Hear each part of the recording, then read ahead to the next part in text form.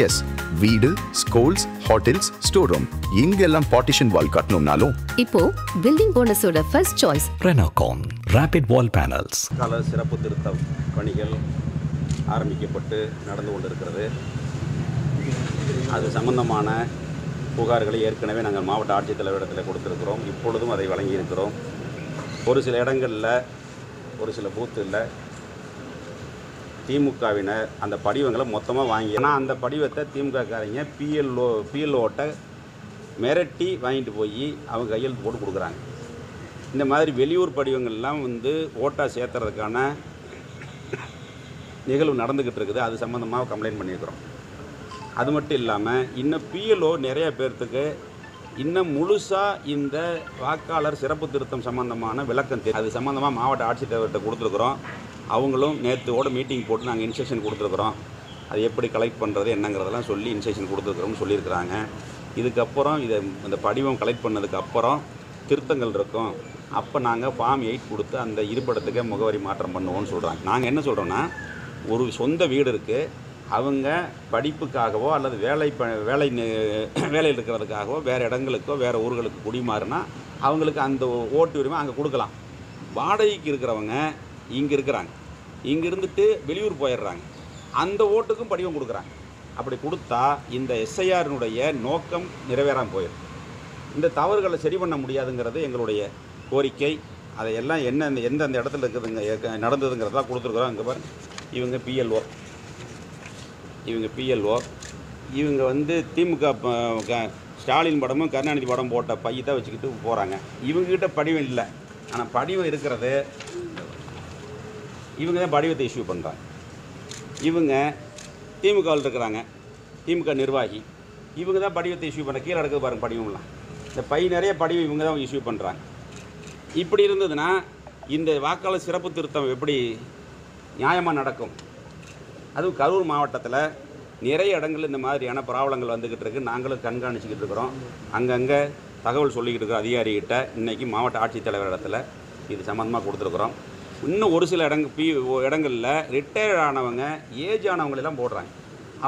அவங்களால முடியல. அது நாங்கள் பார்த்துருக்குறோம். அவங்களால போய் அந்த படிவத்தை கொடுத்து பூர்த்தி செஞ்சு வாங்க கூட முடியாத ஒரு சூழ்நிலையில் இருக்குது. அதையெல்லாம் பார்த்து அரசாங்கம், மாவட்ட நிர்வாகம் இதை முழுமைப்படுத்தி இந்த வாக்காளர் சிறப்பு திருத்தத்தை முழுமையாக செய்து முறையான, நியாயமான, தெளிவான ஒரு வாக்காளர் பட்டியல் வெளியேற வேண்டும் என்பது எங்களுடைய கோரிக்கை. எங்களுடைய பொதுச் செயலாளர் அவர்களும் இதைத்தான் வலியுறுத்தி பேசி கொண்டிருக்கிறார். அதை நாங்கள் இது மனுவாக மாவட்ட ஆட்சித்தலைவர்கள் கொடுத்துருக்குறோம். இதை உங்களுக்கு ப்ரெஸ் கிளப்பில் போடுறோம், என்ன கம்ப்ளைண்ட்டுங்கிறதெல்லாம்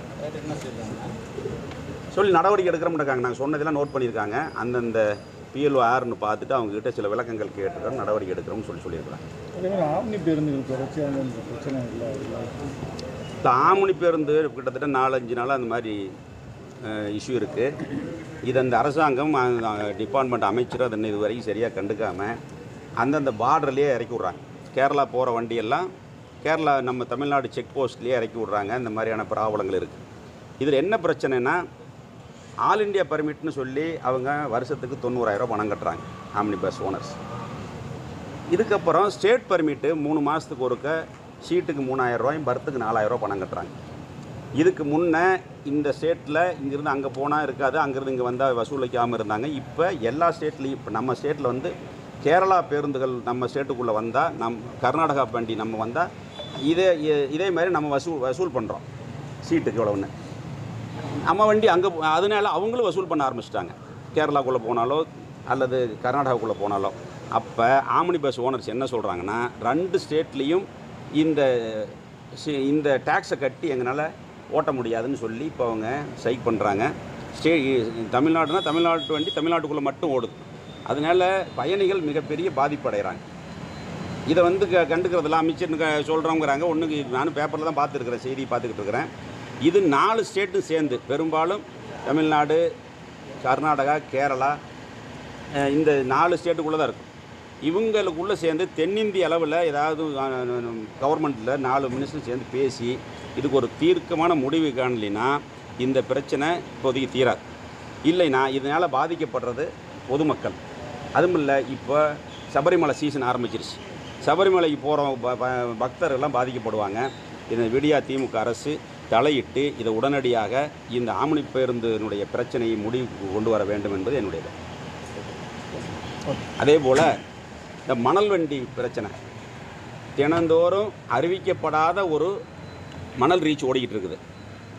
லாரியில் மணல் அள்ளிக்கிட்டே இருக்கிறாங்க. கிட்டாச்சி வச்சு லாரியில் அள்ளி வழியில் போய்கிட்டே இருக்குது. ஆனால் இந்த அப்பாவி மாட்டு வண்டி தொழிலாளர்கள் பாதிக்கப்படுறாங்க. அவங்கள அரெஸ்ட் பண்ணுறாங்க, கேஸ் போடுறாங்க. ஆனால் லாரியில் கேஸ் போடுறதும் கிடையாது. நான் பைபாஸில் வந்துக்கிட்டு இருந்தேன். நேற்று காலையிலேயே லாரி அல்லதுன்னு நான் கூப்பிட்டு கூட சொன்னேன். எந்த நடவடிக்கையும் இல்லை. காவல்துறையே போய் சொல்லுறது, நீங்களாம் எடுத்துகிட்டு போங்க, கம்ப்ளைண்ட் ஆகி போச்சுங்கிறாங்க. நாங்கள் என்ன சொல்கிறோம்னா, மாட்டு வண்டிக்கு பர்மிட் கொடுங்க, மாட்டு வண்டி அல்றது கொடுங்க. மாட்டு வண்டி தொழிலாளர்கள் பாதிக்கப்படுறாங்க. ஆனால் 11 மணிக்கு ஸ்டாலின் முதலமைச்சர் ஆயிடுவார், 11:05க்கு நீங்கள் மணலில் போங்க, எந்த அதிகாரியும் கேட்க மாட்டான், அந்த அதிகாரி கேட்டானா அந்த அதிகாரி அங்கே இருக்க மாட்டான்னு சொன்னார் ஒருத்தர் கரூர் மாவட்டத்தில். 4.5 வருஷம் ஆயிடுச்சு. என்ன நடந்துக்கிட்டு இருக்குது? மணல் கொள்ள மணல் மாஃபியாக்களால் லாரியில் அறிவிக்கப்படாத மணல் ரீச் ஓடுது கரூரில். ஒரு நாளைக்கு 50 லட்சத்திலிருந்து 1 கோடி ரூபாய்க்கான மணல் கொள்ளை போகுது காவேரியிலிருந்து. இதை இந்த மாவட்ட நிர்வாகம், இந்த காவல்துறை, இந்த பொதுப்பணித்துறை அதிகாரிகளுக்கு சம்மந்தம் இருக்குது. அவங்க துணையோடு தான் ஓடுது, இல்லாமலாம் ஓடாது. ஒரு லாரி 2 லாரின்னு தெரியாமல்லாம் ரீச் மாதிரி கிட்டாச்சி வண்டியை கொண்டு போய் ஆற்றுக்குள்ளே இறக்கி அல்றாங்க. பட்டா நிலத்தில், பட்டா இல்லை, அந்த கவர்மெண்ட்டோட நிலம் இருக்குது, பீமா கட்டியிருக்கிற நிலத்தில் மேலே இருக்கிற மண்ணை எடுத்து செங்கல் சூளைக்கு விற்றுட்டு அடியில் இருக்கிற மண்ணை கிணறு மாதிரி தோண்டியிருக்காங்க. இது அநியாயம். இது நான் பைபாஸில் வந்துக்கிட்டு இருந்தேன்.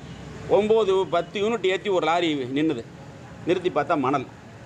கேட்டு அந்த டிரைவரை கூப்பிட்டு ஸ்பீடு பிரேக்கில் ஏற்றி இறங்கினோடனே ஸ்ப்ரிங் பட்டா கட்டாயிடுச்சு. கூப்பிட்டு சொன்னேன், நேற்று நடவடிக்கை எடுக்கிறோம்னு சொல்லி சொன்னாங்க. இதுதான் நடந்துக்கிட்டு இருக்குது.